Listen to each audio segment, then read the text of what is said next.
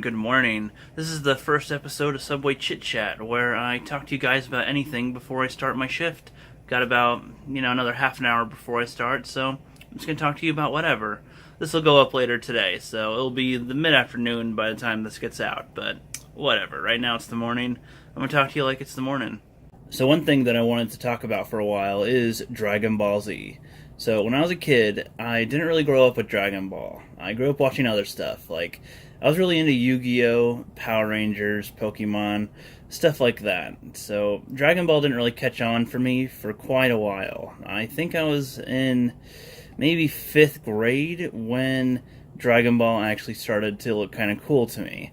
And I remember for a while I was deliberately hating Dragon Ball. I remember not liking it. I just thought it looked kind of stupid for some reason. I was like, oh no, that just looks kind of dumb. But I remember going over to one of my friend's houses one day, and he was watching Dragon Ball. I think he was watching the Frieza arc, and he just would not change it. So I was like, okay, I guess I'm sticking through this for a little bit. And it was at the part where Goku's fighting Jason Birder, and that is the start of when I was starting to get into it a little bit. I was like, okay, maybe there's a little more to this than I thought. And then I went over to his house another time, and he was in the middle of watching the Kid Trunks and Kid Goten fighting each other in the tournament. And, okay, that piqued my interest quite a bit, too. I was starting to really get into the show. And then I remember one time at home, Dragon Ball was on TV. I think it was on Cartoon Network at the time, or something. I don't remember. Or the Toonami. But, okay, I was starting to like it. I think I tuned in right when Goku was fighting with Vegeta on Earth the first time, and okay, yeah, it was from that moment on that I was officially into Dragon Ball now. I am totally a Dragon Ball fan from that day on.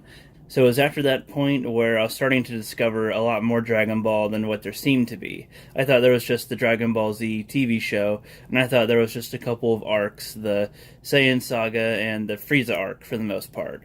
And then at some point, somebody was like, there's a whole nother arc. And I was like, are you serious? And yeah, they had the DVDs of the Majin Buu arc, and watched that over at his house, and we were chilling. And it was funny because that kind of got us in the mood to work out. So we'd watch Dragon Ball for a little bit, and then go work out on the weekends sometimes. And that was pretty fun tradition. Watch some Dragon Ball Z, and then go to the gym for a workout. I think that's a good pattern to have. I think it's a pretty good pattern to have, honestly. And at some point, I spotted a Dragon Ball Saga's video game, and I was like, okay, that's alright. It was for the original Xbox, and I'll give it a try, see if it's a fun game to play. It looks pretty fun to watch, so we'll see. And oh yeah, I had big time fun with that game. And then, one of my other friends, he was a super into Dragon Ball. He had some of the toys, and I was in middle school by this time, so I wasn't too into toys anymore, but I still appreciated an action figure a little bit. Like, okay. And he had a Super Saiyan 3 Goku one, and that was pretty sick, so I gave him $5 for it. He didn't really care. He is a spoiled kid, so he didn't really give a shit.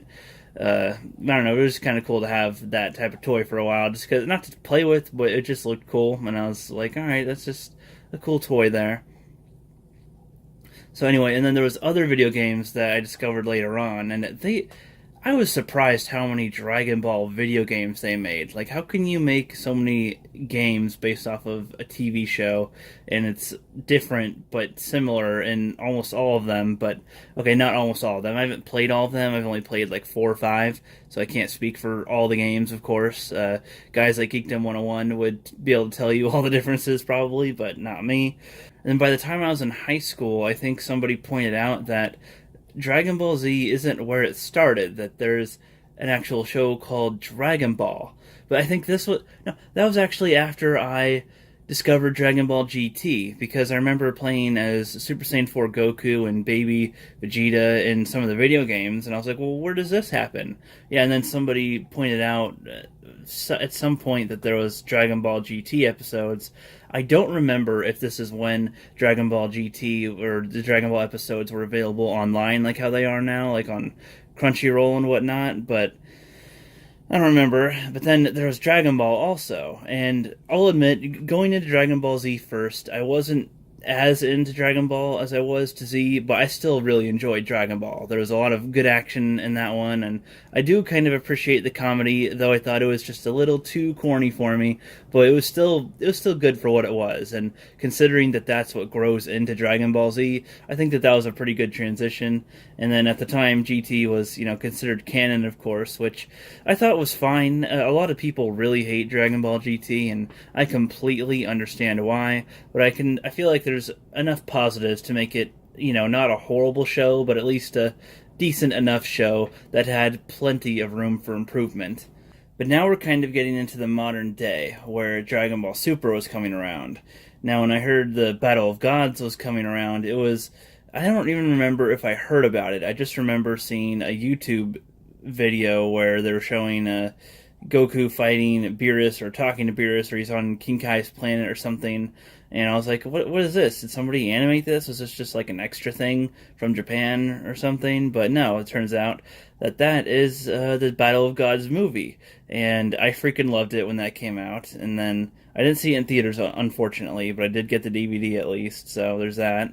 And then the Resurrection F came out, which was okay at the time. I mean, I didn't hate it at the time. I kind of wish that the continuity was a little better and that they gave a little more respect to some of the characters that were in there, but whatever, that's fine. Everybody has their grievances with that movie, of course.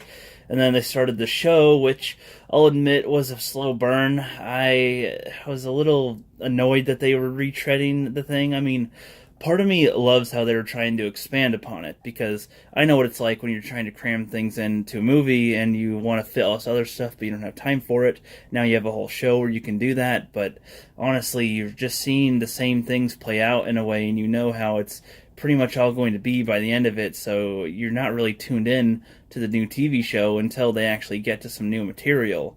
And when they finally did, then my interest was getting kind of peaked after the Frieza stuff. So if you haven't seen that stuff already, sorry, I don't really care if you're spoiled in this video. I'm just chit-chatting and talking about Dragon Ball, so sorry. So the Dragon Ball Super show...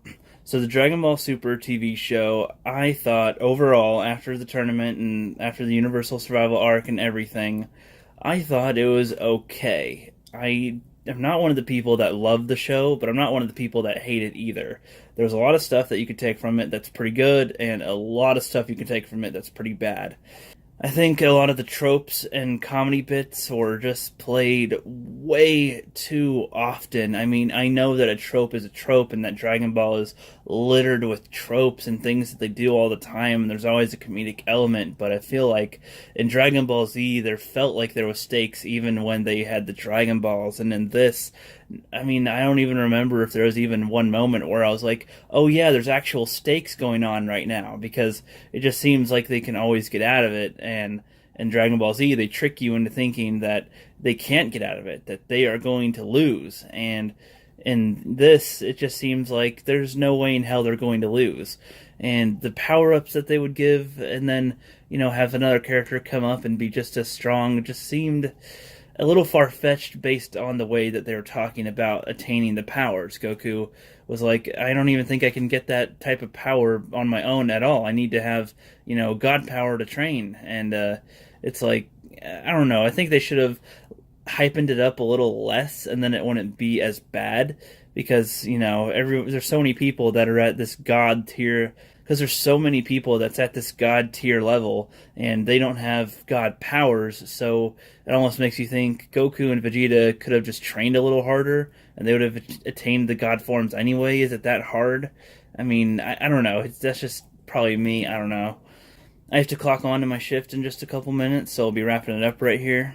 The new Dragon Ball Broly movie that's coming out soon kind of confused me, because the first trailer releases didn't say that it was going to be Broly. They kind of left it as a mystery as to who the enemy was.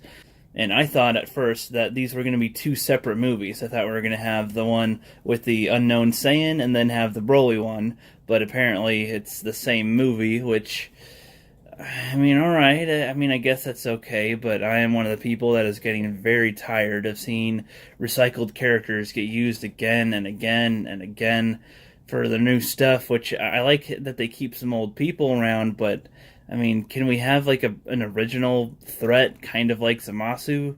That was neat. That was neat. I like that.